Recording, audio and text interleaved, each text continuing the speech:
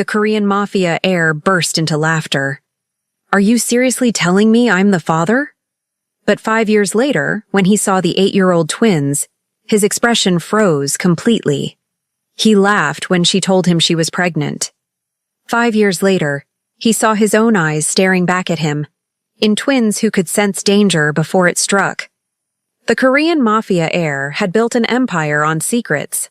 But this one would bring him to his knees. Because some bloodlines don't just carry power, they carry prophecy. And his children? They inherited more than his name. Welcome back to Stories Where Power Meets Passion. Today's tale will break your heart and rebuild it stronger. A Korean mafia heir, twin children with impossible gifts, and the woman who changed everything. Hit subscribe so you never miss a story that reminds you love is the most dangerous weapon of all. The rain fell like confessions that night, soft, inevitable, unwanted. Jin-woo sat in the private room of his family's restaurant, the one tourists never found, where deals were sealed in whispers and blood never stained the white tablecloths because problems were handled elsewhere. At 29, he'd inherited more than his father's empire. He'd inherited the gift, the knowing that crawled up his spine seconds before bullets flew, the whisper in his blood that kept him alive when smarter men died. Another, he said, and the waitress appeared. She was new. Dark skin that caught the amber light like polished mahogany, eyes that held something he couldn't name. Not fear. He was used to fear. Something steadier. Stronger. She poured his whiskey without trembling. Most people shook in his presence. She simply existed, occupying space like she had every right to it. "What's your name?" he asked, though he never asked. Amara.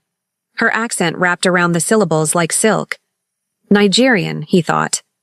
Or Ghanaian.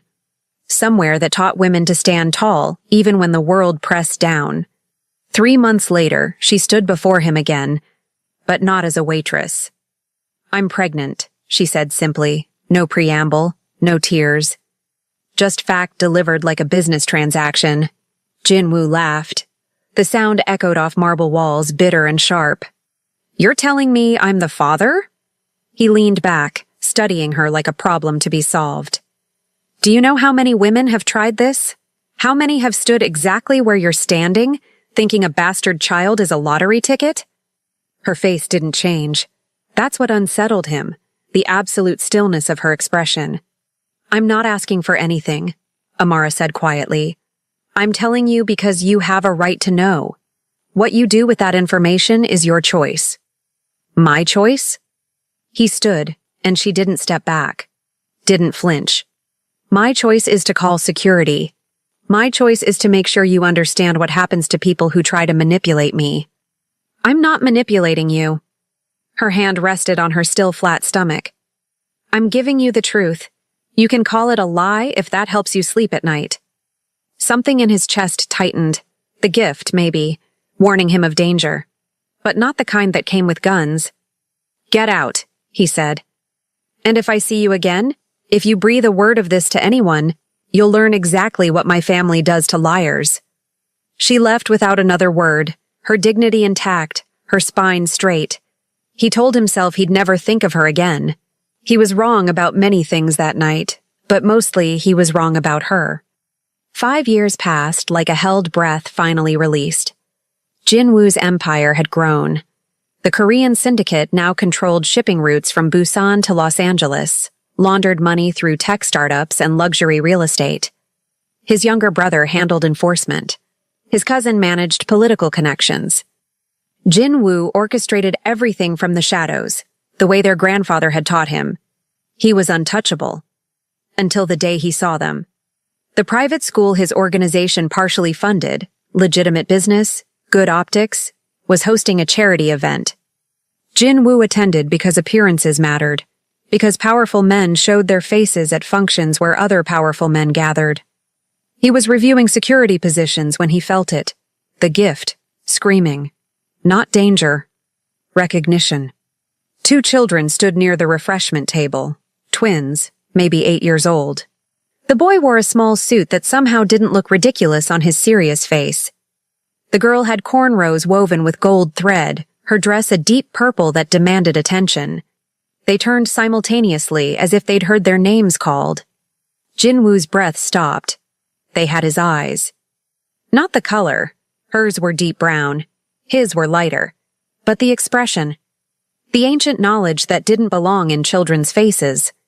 The awareness of things that hadn't happened yet. The gift.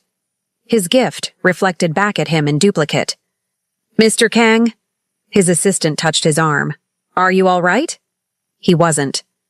His pulse hammered against his ribs like fists on a door. His hands felt numb. Then she appeared. Amara, wearing a simple black dress that somehow outshone every designer gown in the room.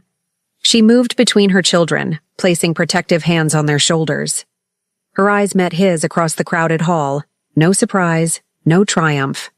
Just that same steady strength he remembered from 5 years ago. She'd known. She'd known he'd be here, or known they'd cross paths eventually. And she hadn't run. Hadn't hidden. She'd simply waited. "Mommy," the little girl said, loud enough for him to hear, "that man is staring at us." "I know, baby." Amara's voice carried across the space between them. "It's rude to stare, isn't it?" The boy didn't speak. He just watched Jinwoo with eyes that saw too much. Then, impossibly, the child tilted his head and whispered something to his sister. She nodded gravely. They both stepped in front of their mother. 2 8-year-olds, positioning themselves as shields. Not because anyone had taught them, because they knew. The gift told them their father was dangerous, so they stood between him and the woman who'd raised them. Jinwoo's world tilted on its axis. He'd built an empire on control, on knowing 3 steps ahead of everyone else, on never being surprised. But this, his own blood, his own curse, living and breathing and protecting someone from him, this he'd never seen coming. "Sir?" His assistant's voice seemed to come from very far away. "Should I have security escort them out?" "No." The word came out rough, strange. "No, leave them." He watched as Amara guided her children, his children, toward the exit.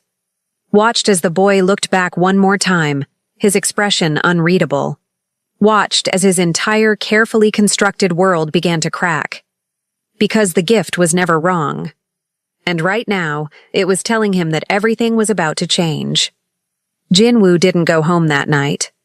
He sat in his car outside the venue for 2 hours after everyone had left, his hands gripping the steering wheel until his knuckles went white. His mind raced through possibilities, calculations, threats. His security team texted increasingly worried messages. His brother called 3 times. He ignored everything. The twins had his gift. Which meant they were targets. Every enemy he'd ever made, every rival family, every ambitious lieutenant who thought they could climb by cutting down the king. They'd all see those children as leverage. And Amara had raised them alone, protected them alone. For 5 years, while he'd built empires and crushed opposition, and never once wondered if his cruelty that night had created something irreversible. His phone buzzed with a number he didn't recognize. "You know where we live. You probably knew an hour after you saw us. If you're going to have us killed, do it cleanly. They don't deserve to be afraid." Amara. Direct, unflinching, even now. Jinwoo stared at the message until his vision blurred. She thought he'd kill them, his own children. Because that's what men like him did. Eliminated complications, removed liabilities, solved problems with violence. She wasn't entirely wrong to think it. But she was wrong about what he'd choose. He typed back, "Tomorrow. The cafe near the park on 3rd Street. Noon. Come alone." Her response came immediately. "No. If you want to talk, you come to us. And the children stay in the room. They deserve to hear whatever you're going to say." Bold, foolish, magnificent.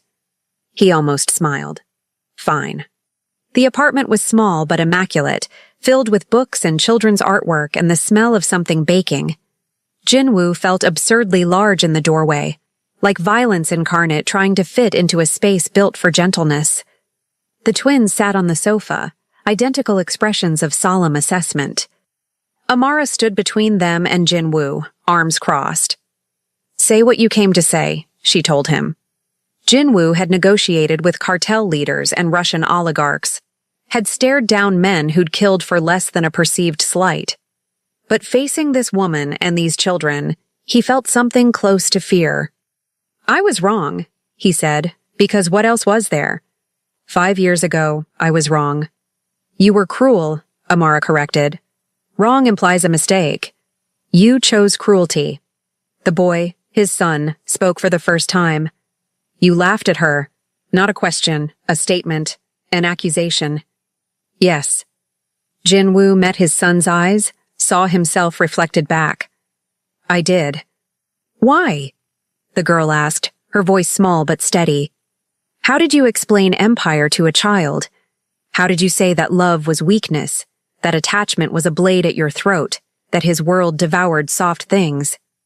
"Because I was afraid," he said instead, and the truth of it settled in his chest like stones.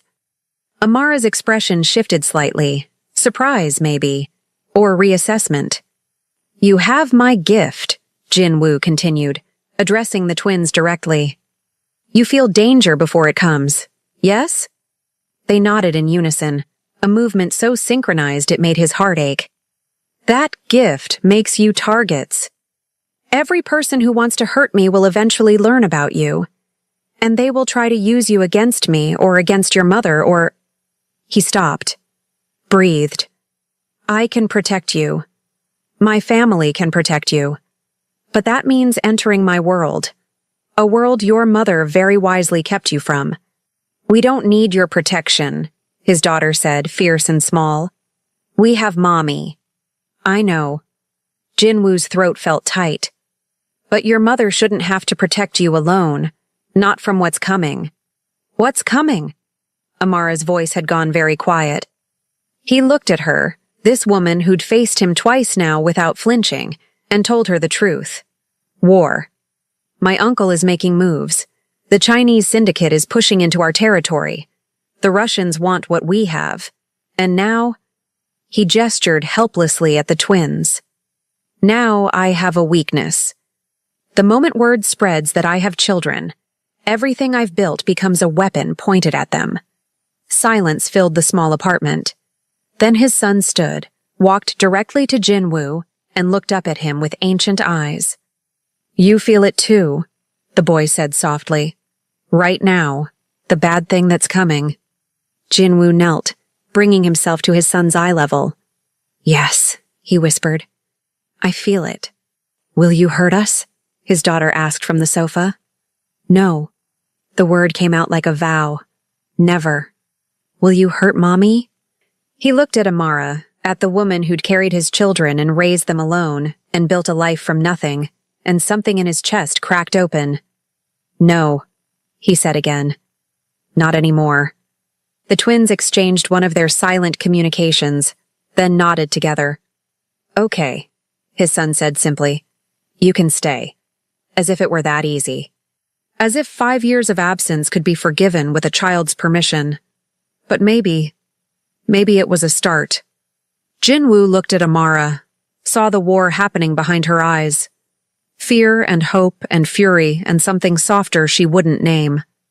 "I can't promise I'll be good at this," he told her quietly for her ears alone. "I don't know how to be. This." "This?" she repeated. "A father. He stopped, because he didn't know what they were to each other. Only that the thought of walking away now felt like dying. "Then learn," Amara said simply. "You built an empire. Surely you can figure out how to be human." It should have sounded cruel. Instead, it sounded like a dare. Like hope. Like a line being crossed that could never be uncrossed. Outside, the city hummed with ordinary danger. Inside, Jinwoo knelt before his children and began the impossible work of becoming someone worthy of them. The gift whispered that this choice would cost him everything. For once, he didn't care. The first attempt came on a Tuesday. Jinwoo had moved them, Amara and the twins, into a secured building his family owned. Not his penthouse. Not yet. Somewhere neutral, where bodyguards could monitor every entrance and exit without making the children feel like prisoners. Amara had resisted. Of course she had. "We have a life," she'd said, standing in her small apartment surrounded by boxes she refused to pack. "School, friends, routines. You can't just uproot them because you're suddenly afraid." "I've always been afraid," he'd replied quietly. "I just didn't know what I had to lose." Something in his voice must have reached her, because she'd finally nodded. But her eyes held a warning. This doesn't mean forgiveness.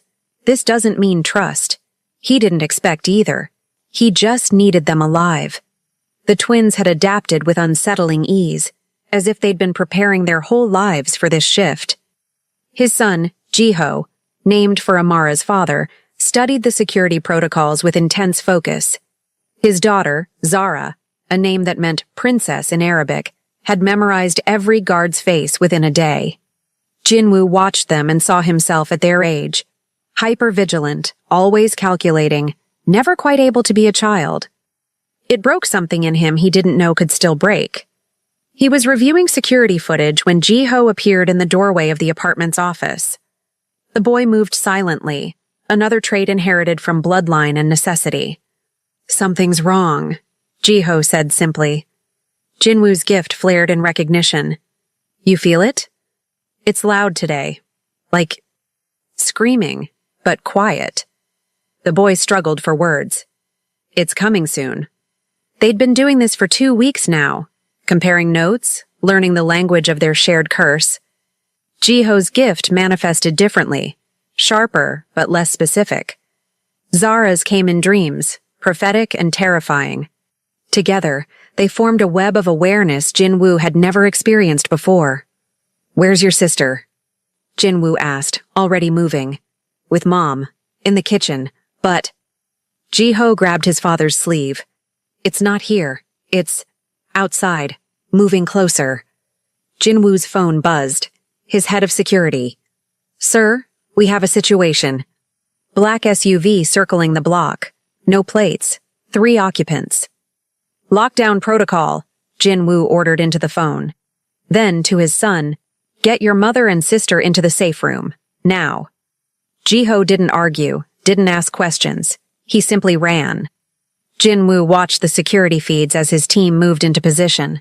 The SUV had stopped 2 blocks away. 3 men emerged, dressed like contractors, carrying toolboxes that definitely didn't contain tools. His uncle's people. He recognized the walk of one, a lieutenant who'd been pushing for Jinwoo's removal for months. They weren't here to kidnap. They were here to send a message. Jinwoo's hand moved to the gun in his desk drawer, then stopped. He thought of Zara asking if he'd hurt them, of Jiho's solemn trust, of Amara's words. "Surely you can figure out how to be human." He made a different call. "Hyung," his brother answered immediately. "I see them." "Non-lethal takedown," Jinwoo said. "I want them alive. I want them scared. And I want Uncle to know exactly what happens when he threatens my family." The word felt strange in his mouth. Family. Not assets.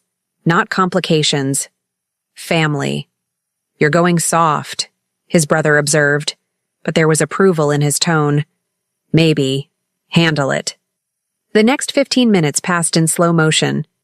Jinwoo stood in the safe room doorway, watching Amara hold both twins against her body, their faces pressed into her shoulders. She met his eyes over their heads, and in that look was everything they'd never said. "This is your world. This is what you brought us into. Are you sure this is what you want for them?" He wasn't sure of anything except that losing them would destroy him more completely than any bullet. His phone buzzed with confirmation. Targets neutralized, being transported to a secure location for conversation. Jinwoo exhaled slowly. "It's over. You're safe." Zara lifted her head first. For now. She was 8 years old and spoke like someone who'd lived 1,000 lives. "Yes," he admitted, because lying would insult her. For now. That night, after the twins finally slept, Amara found him on the balcony. The city sprawled below them, lights like fallen stars, each one representing lives he'd never know, problems he'd never solve. How many more times?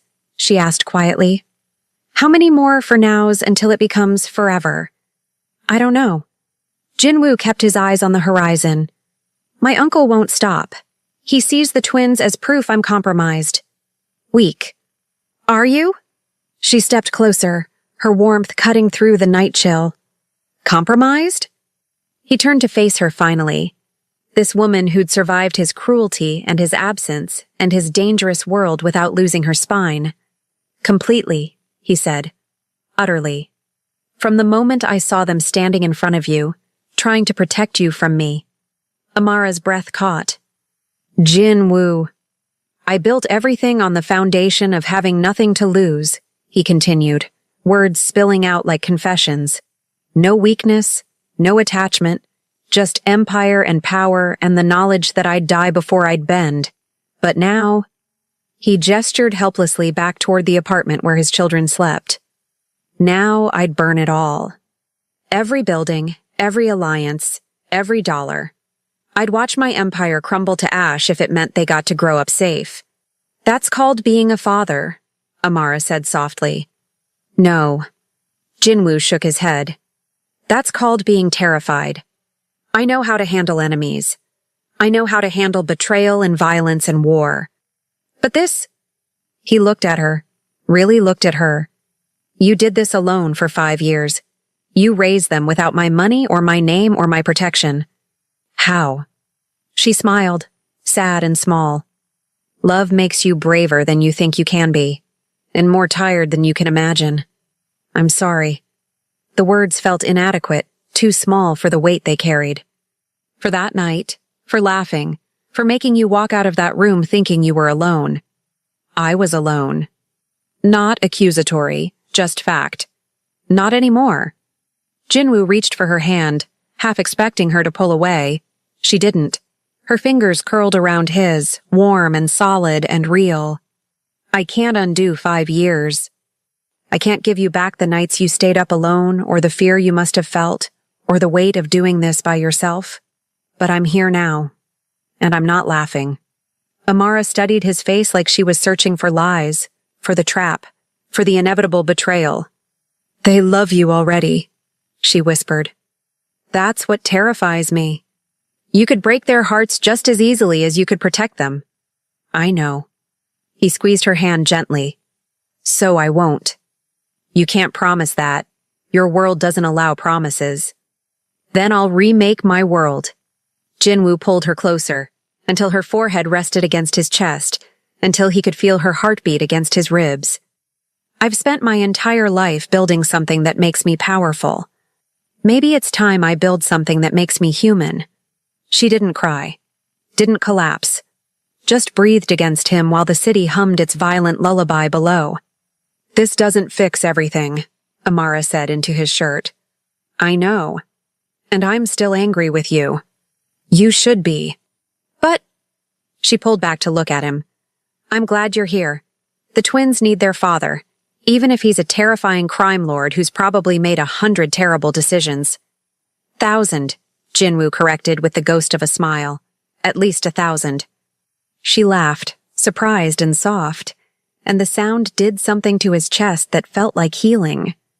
Inside, one of the twins called out in their sleep. Amara moved to go check, but Jinwoo stopped her. Let me, he said. He found Zara tangled in sheets, her face scrunched in concentration, dreaming.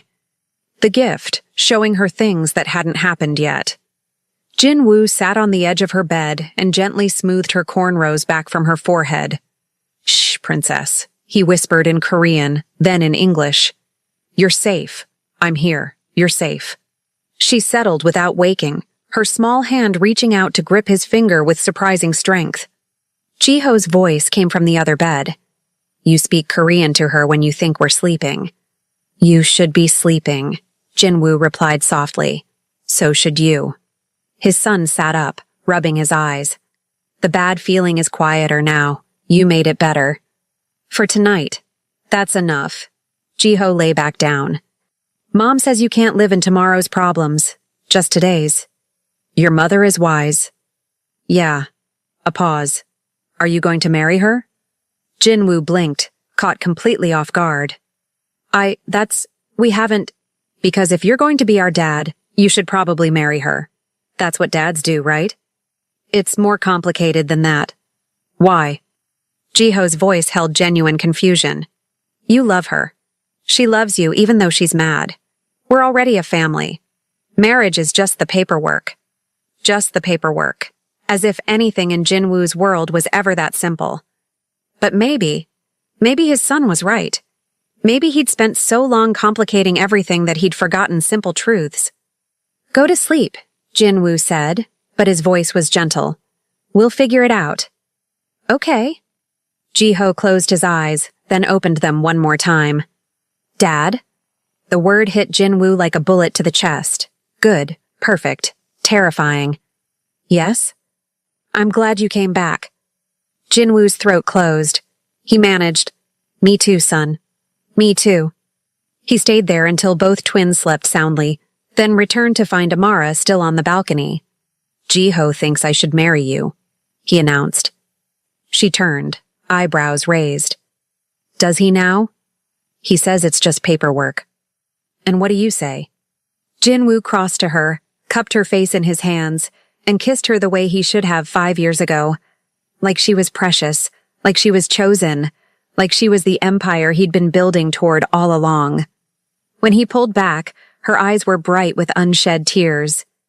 I say, he whispered against her lips, that I'm going to spend the rest of my life proving he's right. The city glittered below them, dangerous and beautiful, full of threats they'd faced together. And for the first time in Jinwoo's entire violent life, he felt something that might have been peace. The war came faster than even the gift predicted. Jinwoo's uncle made his move during the quarterly family council, a gathering where the syndicate's leaders discussed territory, profits, and the 1,000 small violences that kept their empire running. Tradition demanded Jinwoo attend. Tradition also demanded he come alone, unarmed, protected only by the ancient codes of family honor. Tradition was about to get him killed. You've changed, his uncle observed, sipping tea in the private room where Korea's criminal elite gathered. Softer? Distracted? I'm exactly what I've always been, Jinwoo replied calmly, though his gift screamed warnings. No. His uncle set down his cup with deliberate care. You've become a father, and fathers make decisions with their hearts instead of their heads. The room went very quiet. 12 men, all watching, all calculating which side would win this power play. My children are not your concern, Jinwoo said. But they are. His uncle smiled without warmth. Children with the gift. Twins. Do you know how rare that is? How valuable? The families in Seoul are very interested. The Chinese sent inquiries. Even the Russians want to know if the rumors are true. Ice flooded Jinwoo's veins. If anyone touches them, you'll what? Burn the world? His uncle laughed. You can't, because burning the world means burning them too. That's what makes you weak now. You have something to lose. Jinwoo's hand itched for a weapon he didn't carry. His mind raced through scenarios, exits, solutions. His phone sat silent in his pocket. Amara didn't know about this meeting. He'd kept it from her deliberately, not wanting her to worry. Stupid. Sentimental. Weak. His uncle continued. I'm offering you a choice. Step down. Retire quietly. Take your little family and disappear somewhere we'll never look. Or refuse. He gestured to the assembled leaders. And we vote, right here, right now, on new leadership. You don't have the votes, Jinwoo said, but his gift told him otherwise. Don't I? His uncle's smile widened. You've been absent, distracted, playing house with your African whore and her... Jinwoo moved before thought could stop him. His hand closed around his uncle's throat, slamming him back against the wall with enough force to crack plaster. Finish that sentence, Jinwoo whispered, and I'll kill you with my bare hands in front of everyone. Guns appeared. 6 bodyguards, all pointing at Jinwoo's head. But Jinwoo didn't release his grip, didn't blink, just held his uncle's gaze while the older man's face turned purple. You can vote me out, Jinwoo said clearly, addressing the room while his hand tightened. You can take my territory, my businesses, my title. But my family is not part of this world. They are not negotiating pieces. They are not leverage. And anyone who forgets that will learn exactly why my father chose me to inherit his empire. He released his uncle, who collapsed coughing. Jinwoo straightened his suit jacket, turned his back on the guns, a calculated show of fearlessness, and walked toward the door. We vote tonight, his uncle rasped behind him. And when you lose, those children become syndicate property, insurance, to make sure you don't retaliate. Jinwoo stopped, turned, smiled the smile that had terrified better men than his uncle. Then I guess I better not lose. He called his brother from the car. How bad? Bad. Uncle's been working the other families for months. He has 7 votes, maybe 8. I need 9 to maintain control. Yes. Jinwoo's mind worked through the problem like a chess game. Money wouldn't sway them. They all had money. Threats wouldn't work. He'd lose the vote immediately. Fear was useless without the power to back it up, which left only one option. Set up a meeting, Jinwoo said quietly, with the Chinese. Tonight. His brother's silence spoke volumes. Then, "You're insane. Uncle will call that treason." Uncle's already committed treason. I'm just playing the game better. And if the Chinese demand too much? Jinwoo thought of Jiho's solemn trust, Zara's fierce protection, Amara's steady strength. Then I pay it, he said simply. Set up the meeting. He didn't go home first, couldn't risk bringing that danger to their door. Instead, he met the Chinese representative, a woman named Chen who controlled half the smuggling routes in Asia, in a neutral warehouse his brother secured. Mr. Kang. Chen's English was flawless. Her suit probably cost more than most cars. You must be desperate to request this meeting. I'm practical, Jinwoo corrected. You want access to our American distribution network. I want insurance against a family coup. We help each other. And what makes you think I haven't already made arrangements with your uncle? Because my uncle thinks like it's still 1995. He doesn't understand that the future belongs to people who can adapt, who can see past old grudges and traditional territories. Jinwoo met her eyes steadily. You don't want him in charge. He's predictable, rigid. I'm offering you a partnership with someone who understands that empires survive by evolving. Chen studied him like a specimen under glass. I heard you have children now. The rumors say they have gifts, abilities. Jinwoo's blood went cold, but his face remained calm. My children are not part of any business arrangement. Of course not. Chen smiled slightly. I'm simply noting that a man with children makes different calculations than a man with nothing to lose. Some would say that makes you weak. I say it makes you predictable in useful ways. Is that a yes or a no? It's a conditional yes. She pulled out a tablet, slid it across the table. These are my terms. You'll find them. Expensive, but fair. Jinwoo scanned the document. 3 years of exclusive shipping rights. 40% reduction in territory fees. Access to his money laundering infrastructure. It would cost him millions. Would anger allies. Would reshape the power balance of the entire West Coast. Done, he said without hesitation. Chen's eyebrows rose slightly. You don't want to negotiate? My uncle votes tonight. I don't have time to negotiate. These terms are acceptable. Do we have a deal? She laughed, surprised and genuine. You really have changed. The old Jinwoo would have spent 3 days haggling over percentages. The old Jinwoo didn't have children who inherit his enemies. Jinwoo signed the tablet with his fingerprint. Do we have a deal? Yes. Chen stood, offering her hand. And, Mr. Kang? For what it's worth, I think fatherhood suits you. You seem almost human now. Don't spread that rumor, Jinwoo replied, shaking her hand. It'll ruin my reputation. The vote happened at midnight, in the same room where his uncle had threatened him.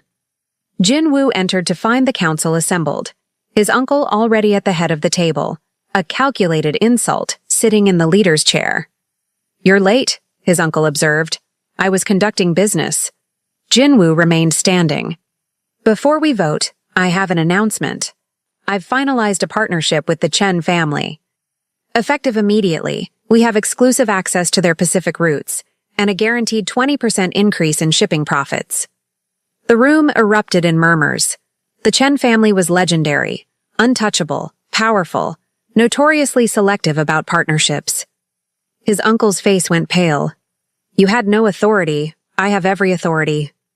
I'm still the head of this family, until you vote me out." Jinwoo smiled coldly. "Of course, if you do vote me out, that partnership disappears. Chen specifically negotiated with me, not the position, me. So you'll need to ask yourselves, is your wounded pride worth 20% of your annual income?" He watched the calculation happen in real time. Greed versus loyalty. Profit versus tradition. His uncle stood abruptly. "This is manipulation. This is leadership," Jinwoo interrupted. "The kind of leadership that builds empires instead of protecting them out of ego." He addressed the room directly. "My uncle claims I'm weak because I have a family. I say having something to protect makes me fight smarter. Harder. Because I know exactly what I stand to lose." One of the older council members spoke up. "And if we vote for you? What happens to your uncle?" Jinwoo looked at his uncle, saw the fear beneath the anger, and made a choice that would have been impossible 6 months ago.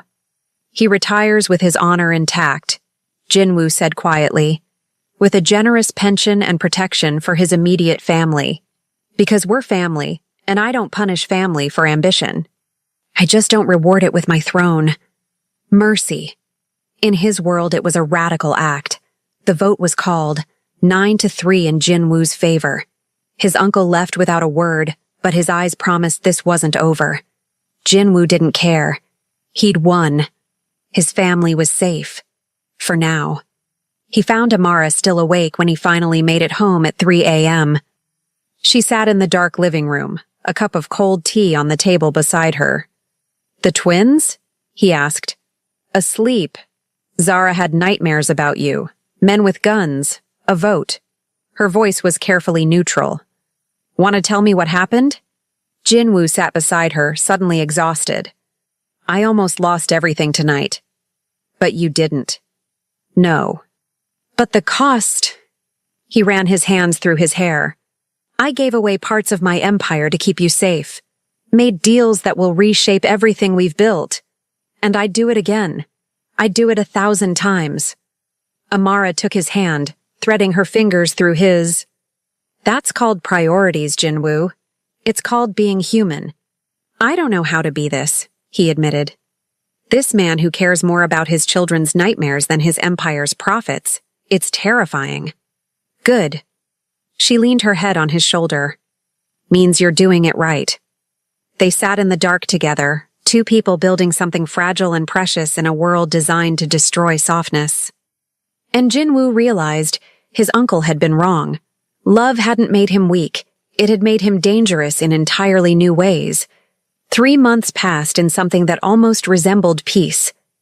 Jinwoo learned fatherhood the way he'd once learned the family business, through immersion, observation, and accepting he'd never stop making mistakes. He attended parent-teacher conferences and studied the gift with his children, and discovered that building blanket forts required the same strategic thinking as hostile takeovers. The syndicate adapted to his new priorities with varying degrees of grace. Some respected his choice, others saw weakness they'd eventually exploit. Jinwoo let them think what they wanted. True power wasn't controlling everything, it was knowing what mattered most and protecting it absolutely. What mattered most was currently at the dining table, arguing about homework. "But it doesn't make sense," Zara insisted. "Why find X? X is clearly hiding for a reason. Maybe X doesn't want to be found." Jiho rolled his eyes. "It's algebra, not a mystery novel. X isn't hiding, it's a variable." "Everything is a mystery if you think hard enough," Zara countered. Amara caught Jinwoo's eye, her smile soft. "Your daughter has interesting logic." "She gets that from you," Jinwoo replied. The stubbornness is definitely from you. This ordinary moment, homework battles and dinner preparation, was what he'd almost lost. What every enemy would eventually target.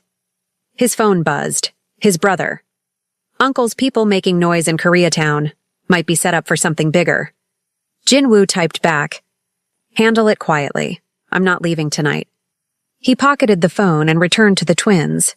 Jiho explained fractions while Zara doodled in her notebook margins. Stars, flowers, and what looked suspiciously like knives. What are those? Jinwoo asked. Zara looked up, suddenly guarded. Nothing, just pictures. But Jinwoo recognized the shapes. Weapons, defenses. The gift, showing her dangers she didn't have words for yet. He sat beside her, keeping his voice gentle. You know you're safe here, right? I know. Her voice went small. But the dreams still come. And in the dreams, the bad things find us anyway. Jinwoo's chest tightened. What kind of bad things? She whispered. Men who want to take us away. Who say we belong to the family now. Who say our gifts make us property. Ice flooded his veins. Did someone tell you that? No, I just know. The way I know when it's going to rain. Tears gathered. Am I broken, Dad? No. He pulled her into his lap, held tight. You're extraordinary. That gift? It's not a curse. It's your blood telling you to be careful. But it doesn't control you. You control it. How? By remembering what you see is possibility, not fate. The future isn't written. We get to choose. Zara buried her face in his shoulder. Promise you won't let them take us? I promise. Fierce. Absolute. No one takes you anywhere. You're my daughter. Mine and your mother's. And we protect what's ours. Jiho stopped pretending to do homework. The bad feeling is back, getting louder. Before Jinwoo could respond, his phone rang. His brother. Never good. Talk to me, Jinwoo answered. Uncle's gone rogue. 6 men, heavy weapons, heading your way. ETA 15 minutes. Jinwoo. He's not trying to kidnap them. He's trying to eliminate the problem. All of them. Everything went cold and sharp and clear. Get the twins into the safe room, Jinwoo told Amara, his voice calm despite adrenaline. Now, don't open it for anyone except me or my brother. She didn't waste time with questions. Just moved. Son, Jinwoo said to Jiho, your job is to protect your sister and your mother. Can you do that? The boy nodded, then asked, What's your job? Jinwoo met his son's eyes. My job is to make sure you never have to do mine. Understanding passed between them. Jiho ran to join his family.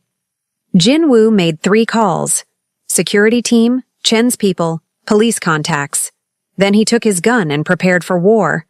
His uncle arrived with precision, multiple vehicles, coordinated timing, enough firepower to level the building. But Jinwoo had prepared. His security locked down the building. Chen's people surrounded the block. Jinwoo stood in the lobby, alone, waiting. His uncle entered through shattered glass doors, gun raised.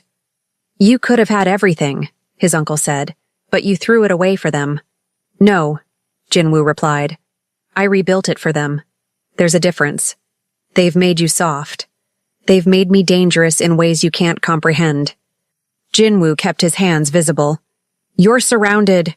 Chen's people are on every roof. My security has your men targeted. Police arrive in 8 minutes.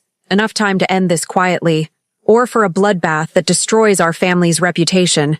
His uncle laughed, broken. You think I care about reputation?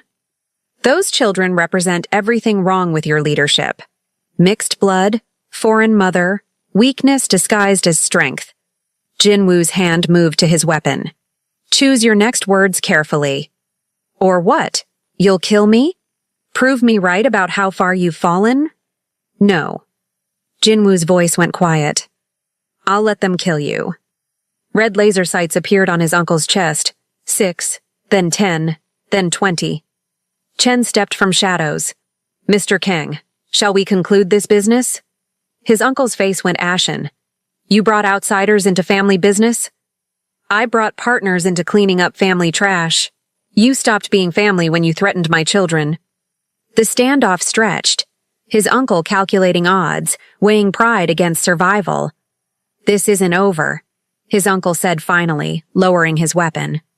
Yes, Jinwoo said quietly. It is. Your choices are exile or execution. Choose. His uncle chose survival, chose to disappear into whatever life waited for defeated crime lords. Jinwoo felt nothing, no triumph, just cold certainty he'd do it again to keep his family safe. Jinwoo found them still in the safe room, Zara asleep against Amara's side, Ji-ho rigid and alert. It's over, Jinwoo said.